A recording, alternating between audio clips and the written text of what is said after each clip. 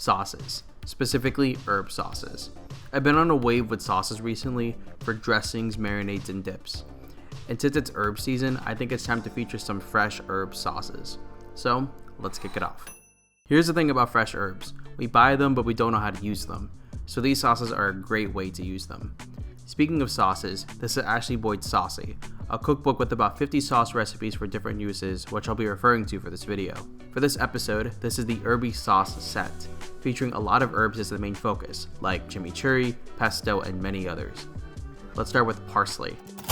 Parsley is probably the most well-known herb on this list. It has a bright peppery flavor used in most European dishes, especially Italian. Use it to freshen dishes that are too rich, or if you want to add a little green to a dish. Popular sauce with parsley is chimichurri, which I'll make later. Chop by removing the stems, bunching the parsley together, and chop by rocking your knife back and forth. Next, dill.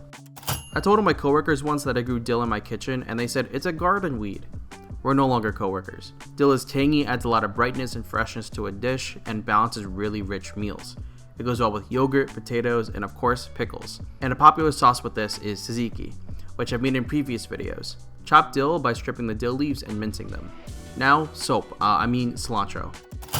I'm grateful I'm not one of the 21% of people that have the soap gene, because cilantro is great. Cilantro is fresh and citrusy, it's bright and used in plenty of cuisines, favorites being Thai, Mexican, Indian, and Vietnamese. Chop by pulling from the stems, bunching the leaves together, and chopping. Did you know chives are not green onions? They're its own separate herb. Chives are the love child of an onion and garlic, used mainly as a topping. Chives are great for adding onion or garlic flavor without committing to using an onion or garlic. Line up the chives and snip with scissors or cut with the knife into thin rounds. Moving on, basil. Basil usually comes in a dried jar form or a potted plant at the grocery store. I'm sticking with Italian basil here, but Thai basil also exists. Use this for a peppery or floral addition to your dish, like in pastas, sandwiches, or salads. A popular sauce for this is pesto. Chop by stacking the leaves, rolling into a tube, and slicing gently into ribbons. And lastly, mint. Your favorite mojito herb is more than a cocktail additive. Mint is weird for cooking. It has a cooling effect that goes well with really spicy and rich dishes. Think like chutney or yogurt sauces. Chop by stacking leaves, rolling it up, and chopping it all through. Let's move to the sauces. Let's start with Pistachio Pesto. Also, all recipes are in the description below. Pesto is a garlic-forward, super bold sauce. Mostly a very rich, very herby paste that's typically made from basil, pine nuts, Parmesan cheese, garlic, and olive oil. Two changes for this version are swapping pistachio for pine nuts and adding red pepper flakes for some much needed heat. Although not the authentic method, using a food processor or blender works. Add basil, garlic, red pepper flakes, pistachios, Parmesan, and olive oil, and blend. If you have a good blender, this will get really smooth. If not, well, I've learned to deal with it.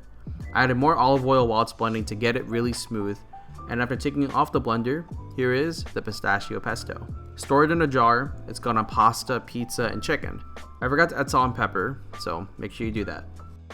Let's continue with the citrus mint gremolata. A gremolata is a zest citrus forward condiment more than a sauce with parsley, garlic, and lemon zest. A few changes for this version are adding mint for a cooling fresh taste and orange for a more sweet brightness, and the juices of both the orange and the lemon. Similar to before, having a good blender or food processor will help. However, my blender broke at this point and didn't blend anything smoothly, so I took it out and used a mortar and pestle. After a few minutes, this looks good enough. So here is the citrus mint gremolata. Store it in a jar. It's good on roasted or grilled chicken, fish, or vegetables. If you put some on a slice of olive oil toasted bread, that would taste good too. Let's keep the herb love going with orange chimichurri. Chimichurri is a very herby dressing, paired popularly with steak, featuring parsley, cilantro, garlic, vinegar, olive oil, and chili flakes. Here's some changes that I'm making. I'm adding orange juice for that sweet brightness and swapping white vinegar to red wine vinegar. Another blender recipe, but this time liquids go first. My blender did the job correctly and it worked. However, it wasn't as green and herby as I wanted it, so I added more parsley and more cilantro. Store it in a jar, and that is your chimichurri. Serve it with chicken or steak.